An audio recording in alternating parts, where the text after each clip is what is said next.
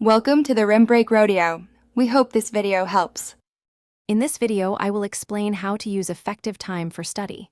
First, define what you want to achieve in each study session. Break down large assignments into smaller, manageable parts. For example, if you have a big project, divide it into 5 or 6 smaller tasks. Always tackle your most difficult subjects when your energy levels are highest, typically in the first 1/3 of your study time. This approach helps you make significant progress and builds confidence. Next, establish a regular study schedule and commit to it. Dedicate specific time slots for each subject, perhaps 45 minutes for math and 30 minutes for history. Use techniques like the Pomodoro method, studying for 25 minutes and then taking a 5-minute break. After 4 such cycles, take a longer break of 15 to 30 minutes.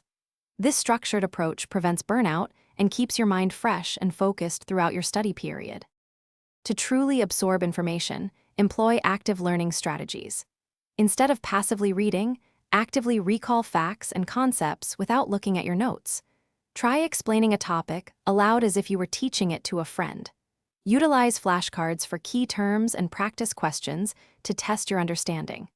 This active engagement helps solidify knowledge in your long-term memory, making retrieval much easier during exams. Aim for at least 60% active recall in your study sessions.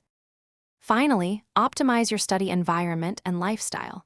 Choose a quiet space free from distractions like social media or television. Regularly review material from previous days or weeks to reinforce learning. A quick 10-minute review can make a big difference. Remember that your brain needs proper fuel and rest. Aim for 7 to 9 hours of sleep each night and maintain a balanced diet. These elements are crucial for sustained focus and effective information retention. Thanks for watching. Consider subscribing if we helped you.